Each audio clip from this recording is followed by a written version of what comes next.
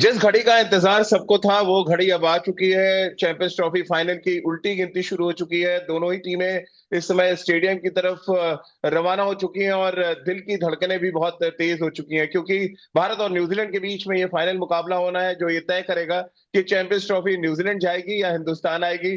क्या कुछ चल रहा है दुबई में, इस पर बातचीत करेंगे।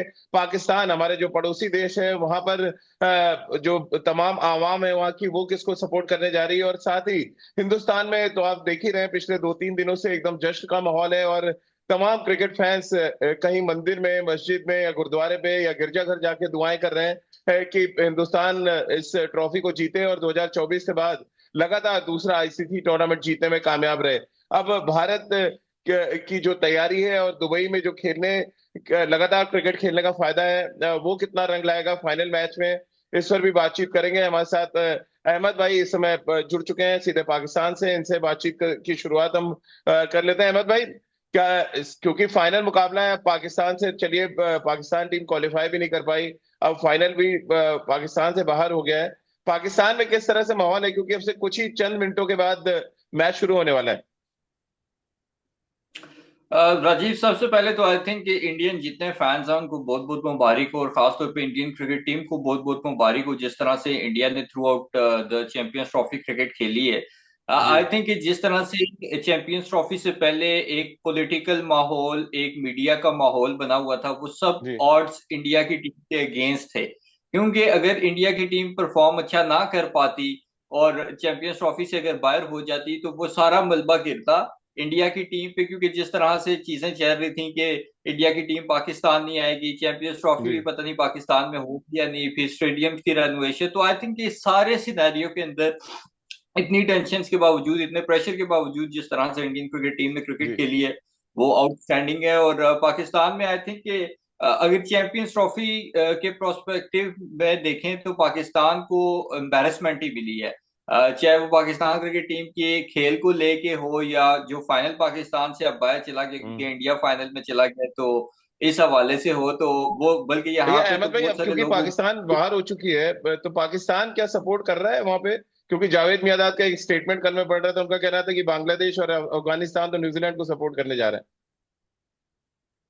देखें, जो जेन्युइन क्रिकेट फैंस हैं उनके लिए कोई भी टीम, आई थिंक कि टीम से ज्यादा क्रिकेट इंपॉर्टेंट होती है। आपने देखा है हैं। कि हालांकि इंडियन क्रिकेट टीम यहाँ पे नहीं भी आई, फिर भी अगर आप पाकिस्तान में डिफरेंट स्टेडियम्स के डिफरेंट विजुअल्स देखेंगे तो इंडियन क्रिकेट प्लेयर्स, खासतौर पे विराट कोहली को जिस तरह से प्रेज किया गया, जिस तरह से विराट कोहली के बैनर्स लेके आए फैंस स्टेडियम्स में, या विराट कोहली के नंबर की शर्ट्स पहन के आए, तो आई थिंक कि वो चीज, वो एलिमेंट एक ऐसा है जो मैंने अपनी लाइफ में फर्स्ट टाइम देखा है जी कि इंडियन प्लेयर्स को इतना यहाँ पे प्रेज किया जाए। सो जो जेन्युइन क्रिकेट फैंस हैं, मेरा नहीं ख्याल कि वो ये देखेंगे कि इंडिया की टीम है या न्यूजीलैंड की टीम है। उनके लिए जो टीम टॉप नॉच परफॉर्म करती हुई आ रही जी। है वो उसको सपोर्ट करेंगे। और इस वक्त अगर दोनों टीमों को देखें तो दोनों टॉप नॉच की परफॉर्मेंस करके अहमद आई है, भाई, इंडिया भी और हमारे न्यूजीलैंड। साथ सपना जुड़ गई हैं, हमारी स्पोर्ट्स एंकर हैं और वैसे तो अलग अलग फील्ड की एकदम महारत रखती हैं वो। एक तो सपना, आपसे गुजारिश है, पहले जरा मोबाइल ठीक कर लें। हॉरिजॉन्टल तो करा आपने, मुझे लग रहा है उसका जो चलिए हम लोग अपनी बातचीत आगे जारी रखते हैं। सपना वापस हम लोग के साथ जुड़ेंगी। अहमद भाई, पाकिस्तान में ये भी चल रहा है कि जो दुबई में लगातार मैचेस खेलने का फायदा जो है वो भारत को मिल रहा है। इससे आप कितना सहमत है, और पाकिस्तान में इस बात को लेकर क्या चल रहा है, क्योंकि अब कुछ ही देर बाद फाइनल मैच है और फाइनल मैच भी दुबई में खेला जाना है। देखिए राजीव, पाकिस्तान से ज्यादा तो मेरे ख्याल में ऑस्ट्रेलिया और इंग्लैंड के जो फॉर्मर क्रिकेटर्स हैं उनको ज्यादा प्रॉब्लम है इंडिया के एक जी वेन्यू पे खेलने से। पाकिस्तान में तो खैर हमें अपनी टीम पे क्रिटिसाइज करने और तीर बरसाने से फुर्सत ही नहीं है कि हम इन चीजों पे ध्यान दें। हाँ, जी कुछ कुछ लोग ऐसे हैं जो मीडिया पे बैठते हैं, चाहे कुछ एक्स क्रिकेटर्स हैं, कि वो बात कर रहे हैं इस हवाले से। देखिए, एडवांटेज तो इंडिया की टीम को एक मिला, एक साइकोलॉजिकल एडवांटेज भी होता है जब आपको पता हो कि आपने एक ही वेन्यू पे खेलना है, आप फिर उस वेन्यू के हिसाब से ही प्रिपरेशंस करते हैं। जी तो इसमें तो कोई शक नहीं है कि एक एडवांटेज इंडियन क्रिकेट टीम को मिला है। इसको अगर बैलेंस करना था सब टीम्स के हिसाब के मुताबिक, तो फिर इसको इस तरह से भी किया जा सकता था कि एक एक आध कोई मैच अबू धाबी में भी किया कराया जा सकता था या शारजाह में भी। बहरहाल जी इस मेरे ख्याल में कि पाकिस्तान को जितना इस चीज से प्रॉब्लम है, इससे ज्यादा जो वेस्टर्न कंट्रीज हैं, खासतौर पे इंग्लैंड ऑस्ट्रेलिया के एक्स जी। क्रिकेटर्स, उनको ज्यादा प्रॉब्लम।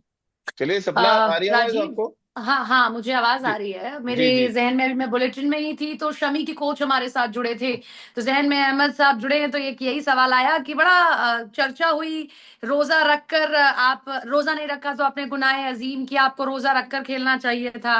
अहमद जी का क्या कहना है इस पर? क्योंकि शोएब अख्तर ने एक वीडियो शेयर किया, उस पर लिखा था कि देखिए, रोजा रखना एक प्रेरणा होती है, कोई नियम नहीं है। आप प्रेरित हैं तो आप रोजा रखेंगे, और खेल के टाइम पर तो देश से बड़ा धर्म क्या है? देखिए जी, हर इंसान का रिलीजियस प्रोस्पेक्टिव से एक अपना पॉइंट ऑफ व्यू है, और रिलीजन जितना इंडिया में जिस तरह से एक हिंदू रिलीजन को वहाँ पे मेजॉरिटी है, सो वो वैल्यू देते हैं, उसी तरह से इस्लाम को भी वैल्यू दी जाती है। और आई थिंक कि रिलीजन हमेशा ही किसी इंसान के लिए फर्स्ट प्रायोरिटी होनी चाहिए। अब जब आप एक जॉब पे हो, आप एक एथलीट हो, तब आपने रोजा रखना है या नहीं रखना, आई थिंक ये it's up to an individual. Pakistani cricketers बहुत सारे ऐसे हैं कि जिन्होंने लास्ट चैंपियंस ट्रॉफी जब हम जीते थे तो रोजा रख के फाइनल खेला था, तो ये वो उनकी अपनी पर्सनल चॉइस थी। उनको किसी ने गनपट्टी पे हम्म। पिस्टल रख के नहीं कहा था कि रोजा रखो ही रखो। मुश्किल इसी होता तरह है क्या रोजा रख के खेलना, अहमद साहब? क्योंकि आपको फिटनेस पे भी तो ध्यान देना होगा। दुबई है, टेम्परेचर बहुत ज्यादा है, आप भाग रहे हैं, दौड़ रहे हैं, डिहाइड्रेटेड हो जाएंगे, ऑब्वियसली आप गिर जाएंगे। तो आप अगर खिलाड़ी हैं तो इतनी तो छूट मिलती होगी। और मैंने सुना है, या मैंने जितना जाना, कि दोबारा भी रख सकते हैं आप रोजा, वो आपको माफी भी मिलती है। देखें जी, जहां तक बात है ना कि मुश्किल होता है, तो मुश्किल तो होता है, इसमें कोई शक नहीं है, क्योंकि आपकी बॉडी डिहाइड्रेट हो जाती है, खासतौर पे जब 50 ओवर इतनी लंबी आपने फील्डिंग भी करनी है, बॉलिंग भी करनी है, फिर बैटिंग भी आपकी आ सकती है, बैटिंग भी आपको करनी पड़ती है, तो मुश्किल तो होता है। लेकिन मैंने जैसे पहले भी कहा कि it's all up to an individual, आपकी विल पावर कितनी है, आप कितनी चाह से रोजा रख रहे हैं। तो अगर आपने दिल से ये सोचा हुआ है कि मैंने रोजा रखना ही रखना है और फिर मैच भी खेलना है, तो फिर आपकी विल पावर इतनी स्ट्रांग है तो आप ऑटोमेटिकली उस चीज को अचीव कर लेते हैं। लेकिन अगर कोई नहीं रखना चाहता तो वो उसकी पर्सनल चॉइस है। उस पे मेरे ख्याल में ठीक है, अगर किसी को लगता है कि क्रिटिसिज्म करना चाहिए या अपना कोई एक पॉइंट ऑफ व्यू रखना चाहता है तो वो रखे। लेकिन इस तरह से लान तान करना या बहुत पर्सनल हो जाना और पर्सनल अटैक्स करना, आई थिंक ये थोड़ा अनफेयर है, ये कुछ अहमद ज्यादा भाई, हो गया। क्योंकि सपना आपसे थोड़ी देर बाद फाइनल मुकाबला शुरू हो रहा है, और मुझे पता है आप क्रिकेट की जबरदस्त फैन है, तो आप भी जानना चाह रही होंगी कि किसका पलड़ा थोड़ा भारी लग रहा है। एक न्यूट्रल हाँ। इंसान, क्योंकि अहमद भाई हमारे साथ जुड़े हैं जो अच्छी क्रिकेट की बात कर रहे हैं, तो अच्छी क्रिकेट अहमद भाई कौन खेल रहा है और किसका पड़ रहा है आप, क्योंकि थोड़ी देर बाद मैच शुरू हो जाएगा, किसका भारी लग रहा है आपको? देखें, इंडिया को एडवांटेज ये है कि एक तो इंडिया वहां पे दुबई में ऑलरेडी अपने मैचेस खेल चुका है, और इंडिया को कंडीशंस का भी अभी की अंदाजा है अच्छे तरीके से। टीम कॉम्बिनेशंस की अगर बात करें तो दोनों टीम्स ऐसी हैं कि जिसपे किसी भी किस्म का कोई क्वेश्चन मार्क हम नहीं उठा सकते। न्यूजीलैंड भी आउटस्टैंडिंग क्रिकेट खेल के आया है, इंडिया भी कॉम्बिनेशंस भी परफेक्ट हैं, सारे बॉक्सेस ठीक है, चाहे बैट्समैन हो, ऑलराउंडर्स हो, फास्ट बॉलर्स हो, स्पिनर्स हो। आई थिंक इंडिया को एक एक्स्ट्रा एडवांटेज एक तो कंडीशंस का है, और दूसरा जो स्टाइल ऑफ क्रिकेट इंडिया खेलती हुई आ रही है through out the champions trophy, I think India को थोड़ा सा अपर हैंड है न्यूजीलैंड के ऊपर। हम्म। विनिंग कॉम्बिनेशन कोई चेंज नहीं होगा? ये दोनों से मेरा सवाल है, राजीव आपसे भी और अल्तमज अहमद साहब से भी, कि कोई चेंज नहीं हो रहा है विनिंग कॉम्बिनेशन? मुझे नहीं लगता है, क्योंकि वही टीम है जिसने न्यूजीलैंड को हराया था, तो शायद रोहित शर्मा उसी टीम के साथ में उतरे। अहमद भाई दे दें जवाब पहले आप। देखिए, मेरे ख्याल में तो उसी टीम के साथ जाएंगे, क्योंकि विनिंग कॉम्बिनेशन को छेड़ना एक बैक फायर भी कर सकता है। और अगर आपके कोई ऐसे प्लेयर्स हैं जिन्होंने कोई खराब कारकर्दगी नहीं रखी या अच्छा परफॉर्म किया है, तो फिर उनको चेंज करना भी नहीं चाहिए। और मेरे ख्याल में रोहित शर्मा उसी टीम के साथ जाएंगे और उसी टीम के साथ जाना भी चाहिए। देखिए, मुझे मुझे थोड़ा सा लग रहा है कि अगर एक तो कुलदीप यादव को लेकर थोड़ा कंसर्न है, उनका फील्डिंग को लेकर बहुत ज्यादा गुस्सा भी हुए थे जब सेमीफाइनल मैच था, और अभी तक जो 4 मैचेस खेले हैं सपना कोई बहुत ज्यादा इम्पैक्ट वो डाल नहीं पाए। तो मे भी हम्म। शायद वॉशिंगटन सुंदर की तरफ एक एक एक झुकाव हो सकता है, लेकिन मैं आपकी बात से भी सहमत हूँ, अहमद भाई से भी, कि बहुत ज्यादा कोई चेंजेस की गुंजाइश नहीं है। हाँ, एक चेंज जो मैं कह रहा हूँ वो इसलिए कि बहुत ज्यादा लेफ्ट हैंडर्स हैं न्यूजीलैंड की टीम में, मे भी टेम्प्ट कर जाए, क्योंकि गौतम गंभीर और हमेशा चौंकाते रहे रोहित के साथ। तो मे भी शायद एक टेम्पटेशन हो कि वॉशिंगटन सुंदर को खिलाया जाए, बैटिंग में और डेप्थ थोड़ी मिल जाएगी आपको, और एक अच्छा स्पिनर भी मिल जाएगा आपको। एक सवाल और मेरा अहमद जी से भी और आपसे भी कि बहुत टॉस मायने रख रहा है। अगर भारत टॉस जीतती है पहले, तो पहले बैटिंग या फील्डिंग चूज करेगी, या फिर अगर हमने देखा कि केन विलियम्सन अगर जीतते हैं तो वो पहले बैटिंग लेते हैं। कितना बड़ा स्कोर रखा जाए वो बड़ा महत्वपूर्ण होगा इस मैच में। देखें, पहली बात तो ये है कि टॉस जीत के मुझे लगता है रोहित शर्मा चेस की तरफ जाएंगे, क्योंकि चेस में इंडिया ने रिसेंट पास में अच्छा किया है। और वो इंडिया की भी कोशिश होगी कि अग्रेसिव फील्ड के साथ जाएं, अग्रेसिव माइंडसेट के साथ अटैकिंग बॉलिंग करें और जल्द से जल्द न्यूजीलैंड की टीम को आउट करें। न्यूजीलैंड की टीम के कैप्टन जो मिचेल सेंटनर है, वो थोड़ा डिफरेंट सोचते हैं। वो इस हिसाब से सोचते हैं कि हमने बैटिंग लेनी है और बैटिंग करते हुए बड़े से बड़ा टोटल बोर्ड पे लगाना है, ताकि जो ऑपोजिशन है, बड़े मैच का तो प्रेशर हो ही हो, उसके साथ साथ एक बड़े टोटल का भी प्रेशर उसके ऊपर हो, और उसको हम जल्दी से जल्दी आउट करके मैच रैप अप करने की कोशिश करें। तो आई थिंक ये जो हमने पिच देखी है, यहाँ पे तो 250, 260, 70 भी बड़े मुश्किल से बनते रहे हैं। इंडिया ने थोड़ा बांग्लादेश के अगेंस्ट भी स्ट्रगल किया। आई थिंक 46 47 ओवर में जाके वो मैच खत्म हुआ था। फिर पाकिस्तान के अगेंस्ट भी आई थिंक काफी क्लोज मैच गया था। सो कहने का मकसद ये है कि यहाँ पे मेरे ख्याल में जो 280 290 स्कोर है, वो एक तो सेफ स्कोर भी हो सकता है और अच्छा खासा टोटल भी हो सकता है। बिल्कुल सही कह रहे हैं अहमद भाई। और सपना, क्योंकि आप भी राजीव, लगातार मैं मेरे साथ। इंटरप्ट आपको करना जी। चाहूंगी क्योंकि मेरा बुलेटिन है, तो मैं माफी चाहूंगी अहमद जी से भी और आपसे भी। विदा लेना चाहूंगी बस इसी उम्मीद के साथ में कि भारत कप लेकर आ रहा है। क्यों राजीव, भारत कप ला रहा है? बिल्कुल कप ला रहे हैं। और आपने इतने शोज किए हमारे साथ, तो हमेशा कहते हैं, तो आप पंडित जी हैं, उसमें लक भी, लेडी लक भी साथ में। और वुमेन्स डे हमने सेलिब्रेट कर लिया, सारी ताकत लगा दी है। बामन अब का आशीर्वाद जीतना है तय राजीव जी, बामन का आशीर्वाद है। आप भी बामन है, मैं भी बामन हूँ। है। ठीक है, थैंक यू सो मच। चलिए, मैं अहमद थैंक भाई यू से अमित थोड़ी जी, सी थैंक बातचीत यू। का सिलसिला जारी रखता हूँ। अहमद भाई, बड़ा इंटरेस्टिंग जो है ये फाइनल मैच है, क्योंकि इंडिविजुअल जो भिड़ंत है उस पर भी सबकी निगाहें टिकी है। वो चाहे रचिन रविंद्रा वर्सेस शमी देख लें आप, चाहे केन विलियमसन वर्सेस आप वरुण चक्रवर्ती देख लें, या अक्षर पटेल वर्सेस ग्लेन फिलिप्स देखें। ये एक बड़ा इंटरेस्टिंग सा बैटल है, जहाँ पे इंडिविजुअली भी बहुत सारे खिलाड़ी अपनी टीम के लिए कंट्रीब्यूट कर रहे हैं। बिल्कुल, क्योंकि सब खिलाड़ी जानते हैं कि ये एक बहुत बड़ा प्लेटफॉर्म है और सब अपना 100% देने की कोशिश कर रहे हैं। हम्म। इंडियन जो खिलाड़ी अच्छे से अच्छा परफॉर्म कर रहे हैं, वो क्यों अच्छा परफॉर्म ना कर रहे हैं? अगर वो अच्छा परफॉर्म नहीं करते, बिलफर्ज अगर के राहुल हैं, उनको पता है कि मैं अच्छा परफॉर्म नहीं करता, तो ऋषभ पंत बेंच पे बैठे हुए हैं। हम्म। और अगर शमी अच्छा परफॉर्म नहीं करते, उनको पता है कि अर्शदीप बेंच पे बैठे हुए हैं। जब आपकी बेंच स्ट्रेंथ इतनी स्ट्रांग हो, तो हम्म। ऑटोमेटिकली वो बेंच स्ट्रेंथ फोर्स कर रही होती है आपकी प्लेइंग 11 को कि आप अच्छे से अच्छा परफॉर्म करें। सो आई थिंक कि इंडियन क्रिकेट टीम ने जिस तरह से परफॉर्म किया, या इवन न्यूजीलैंड ने, वो आउटस्टैंडिंग रहा। एक चीज जो मुझे लगता है कि इस मैच का डिसाइडर हो सकती है, वो हो सकती है फील्डिंग, दोनों हम्म। टीम्स की फील्डिंग। क्योंकि हमने देखा है कि इंडिया की टीम फील्डिंग जिस तरह से करती है, तो आउटस्टैंडिंग फील्डिंग करनी शुरू कर देती है, लेकिन कहीं ना कहीं लैप्स भी नजर आते हैं। हम्म। लेकिन न्यूजीलैंड को हमने देखा है कि वो जितनी दिल जान से बॉलिंग और बैटिंग करते हैं, उससे डबल दिल जान से वो फील्डिंग करते हैं। सो आई थिंक कि ये एक दोनों टीमों के अंदर डिफरेंस डाल सकता है। अब जैसे ग्लेन फिलिप्स की मैं बात करूं, हम्म। तो ग्लेन फिलिप्स एक ऐसे फील्डर हैं जो के लिए शायद 15 से 20 रन बचाना जानते हैं अपनी टीम के लिए। तो अगर इस तरह की फील्डिंग होगी, तो मेरे ख्याल में जो इस तरह का बड़ा मैच होता है, उसमें 10-15 रन भी बहुत बड़ा डिफरेंस डाल हम्म। सकते हैं। सो इंडिया को ये भी मेक श्योर करना होगा कि अपनी फील्डिंग उनकी बड़ा मैच है, जिस तरह से वो बड़े मैचेस में करते हैं, उसी तरह की रहे। अगर तो खुदा ना खास्ता कोई थोड़ा बहुत लैप्स आता है, तो फिर आई थिंक इंडिया स्ट्रगल कर सकता है। अहमद भाई, क्योंकि पाकिस्तान में जब न्यूजीलैंड ने क्रिकेट खेला, तो हर मैच में या तो 300 प्लस बनाए उन्होंने, या 300 प्लस चेज किए हैं। अब एक डिफरेंट बॉल गेम है, और दुबई में जब वो लीग मैच खेले तो हारे भी। क्या कुछ लेसन उन्होंने लिया होगा जब वो दुबई में खेल के हार के वापस पहुंचे लाहौर, और जिस तरह की क्रिकेट उन्होंने साउथ अफ्रीका के अगेंस्ट खेली?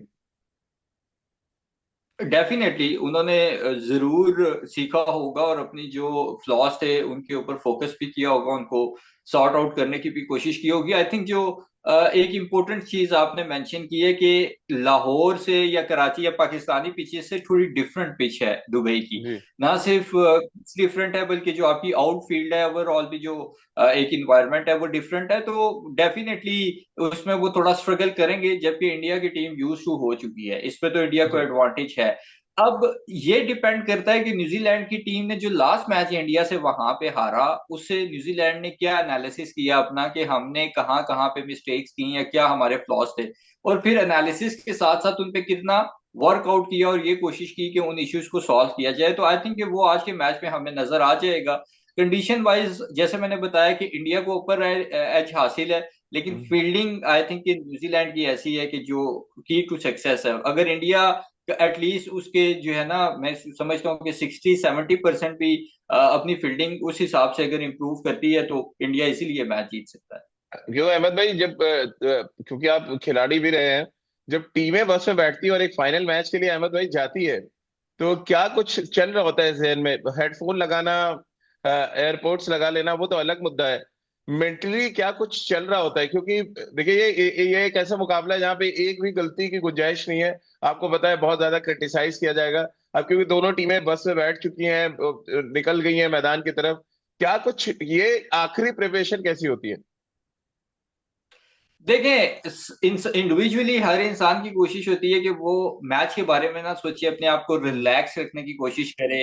अब आप लोगों के अपनी कुछ ना कुछ जो रिलीजियस होते होंगे वो पढ़ते होंगे, जी। हमारे यहाँ कोई तस्बीह वगैरह करता होता है, तो इस तरीके से चीजें चल रही होती हैं। लेकिन जो फाइनल मैच होता है आपके माइंड में कहीं ना कहीं आ रहा होता है कि ये आपकी सारी मेहनत का निचोड़ है। आज आज हाँ। अगर आप ये अचीव कर गए तो आप सब अचीव कर गए, और अगर आप से कहीं ना कहीं फ्लॉ रह गया तो आपको पता है राजीव कि सेकंड बेस्ट को कोई याद नहीं रखता, हमेशा लोग चैंपियन को याद रखते हैं। बिल्कुल सही बात तो कर रहे हैं। सबसे इम्पोर्टेंट चीज ये होती है। और आई थिंक कि जो मैंने एक्सपीरियंस किया है, जो 2-3 फाइनल्स मैंने खेले भी या मेरे टीम्स के साथ मैनेजमेंट में रहा, हाँ। उसमें एक तो आपकी जो सबसे इम्पोर्टेंट आपके दिल से आवाज आ रही होती है अपने खुदा से कि अल्लाह करे कि सब खैर खैरियत से हो जाए। क्योंकि आप जी। जिस तरीके से जो स्टैंडर्ड मेंटेन किया होता है थ्रू आउट द टूर्नामेंट, उसमें अगर 19-20 हो जाए तो वो सारी आपकी मेहनत जाया हो जाती है। तो आई थिंक जी।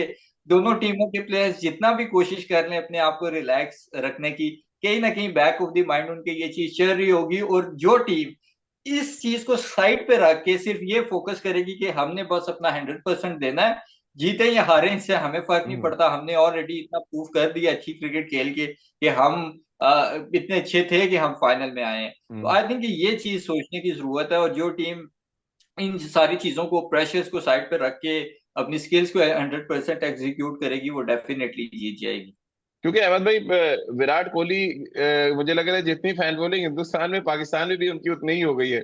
अब क्योंकि इस टूर्नामेंट में वो सेकंड हाईएस्ट रन गेटर है, थर्ड है, एक रन पीछे हैं सचिन रविंद्रा, बेन डकेट से, और 217 रन विराट कोहली के हैं इस टूर्नामेंट में।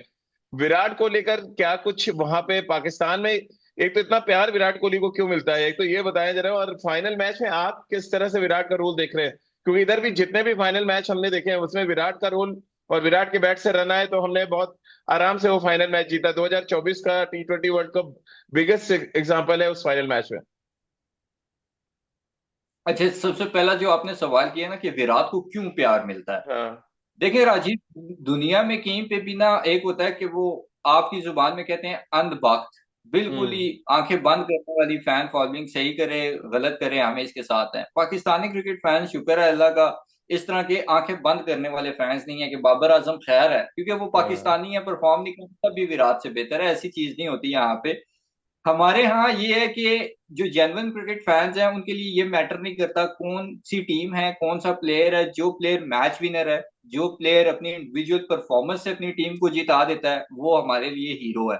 अब बाबर आजम बिलफर्ज बेशक पाकिस्तानी है, लेकिन अगर उनकी परफॉर्मेंस से पाकिस्तान नहीं जीतता तो पाकिस्तान में उनको इतना प्रेज नहीं किया जाता जितना विराट को। और विराट ने over the period of time prove किया है कि वो क्या है।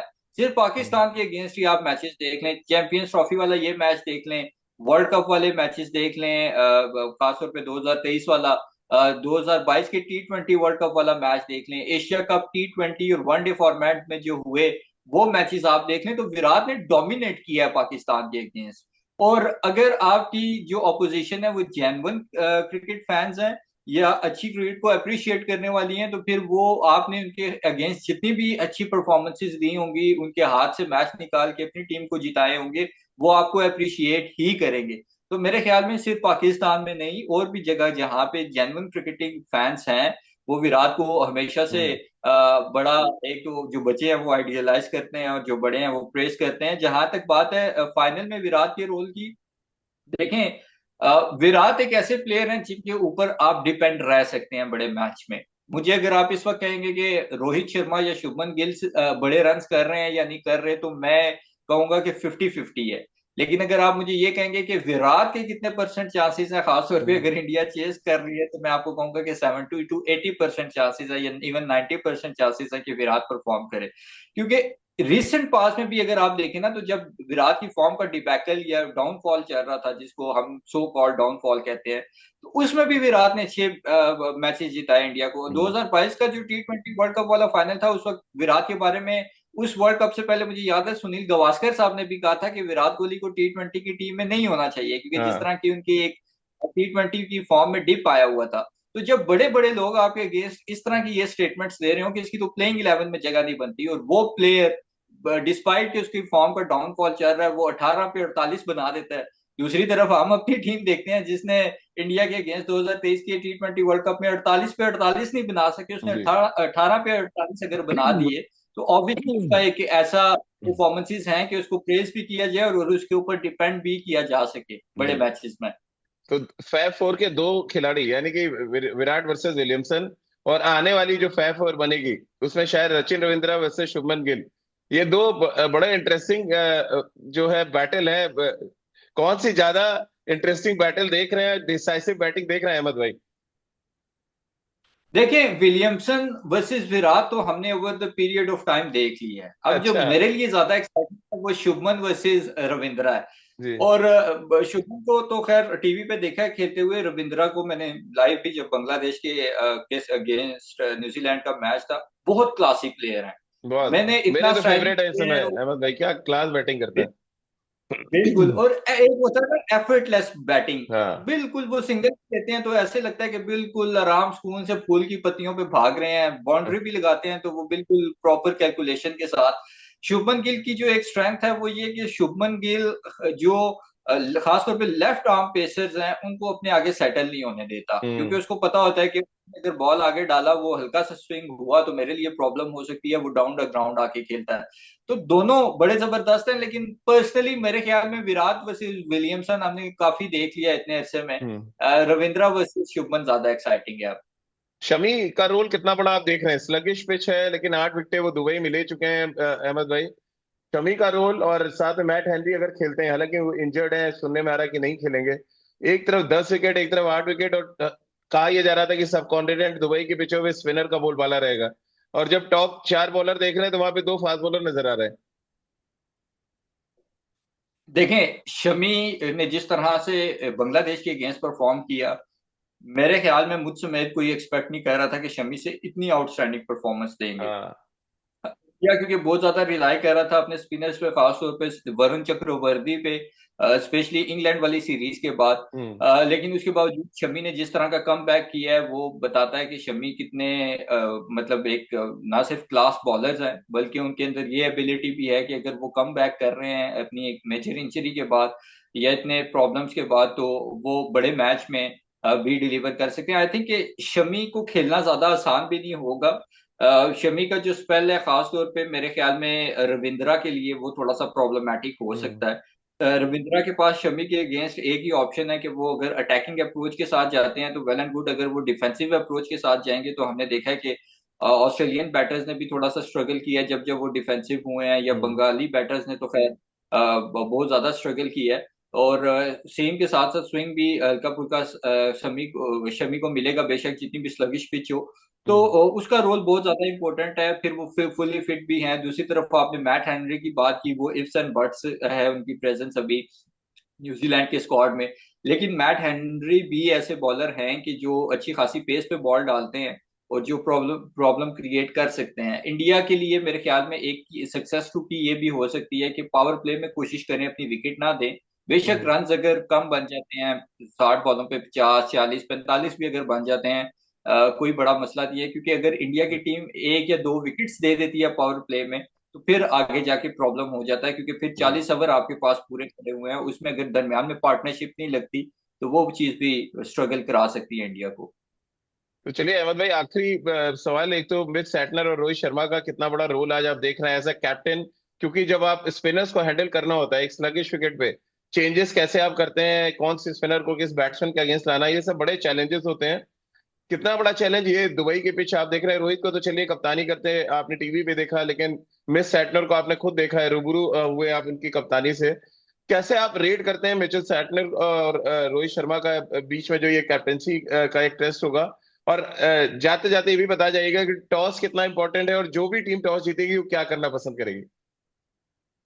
अच्छा, जहां तक दोनों की कैप्टेंसी की बात है, तो रोहित ने जिस तरह की कैप्टेंसी की है ना चैंपियंस ट्रॉफी में, वो बड़ी सरप्राइजिंग भी थी और इंटरेस्टिंग भी। वो इस वजह से कि अगर रोहित को लगता था कि एक एक ओवर उनका कोई बॉलर कर रहा है और अगर वो उतना सक्सेसफुल या इम्पैक्ट नहीं डाल रहा, इवन अगर उसने विकेट नहीं ली या अच्छा ओवर भी डाला, तो तब भी रोहित को अगर फील होता था कि ये इम्पैक्टफुल नहीं हो सकता, तो रोहित उसको हटा के फौरन चेंज ले आते थे। और हम्म। वो चेंज फिर वर्क कर देता था। कई जगहों पे हमने देखा कि अब जिस तरह पाकिस्तान के अगेंस्ट शमी ने उस तरह से डिलीवर नहीं किया या हर्षित राणा ने नहीं डिलीवर किया, तो वो फौरन हार्दिक पांड्या को ले आए। तो ये हम्म। चीज आई थिंक एक कैप्टन को पता होता है कि मैंने किस टाइम पे किस प्लेयर को किस टाइम लेके आना है। तो ये रोहित ने over the period of time सीखा भी है और उसका उनको फायदा भी हुआ है T20 वर्ल्ड कप में भी, और अभी भी आप देख लेंगे वो फाइनल में है। जहां तक मिचेल सेंटनर की बात है, आई थिंक मिचेल सेंटनर ने जिस तरह से टीम को एक इस्टेब्लिश किया हुआ है, मैंने जो क्लोजली ऑब्जर्व किया है कि मिचेल सेंटनर को अपनी टीम को ज्यादा प्लान्स बताने की या जरूरत नहीं पड़ती। इवन अगर हम्म। आप फील्ड में देखेंगे तो आप शायद मिचेल सेंटनर की नजर भी ना आ रहे हों बहुत ज्यादा कि एग्जैक्टली। उनकी क्या रोल है, डेवलपमेंट है।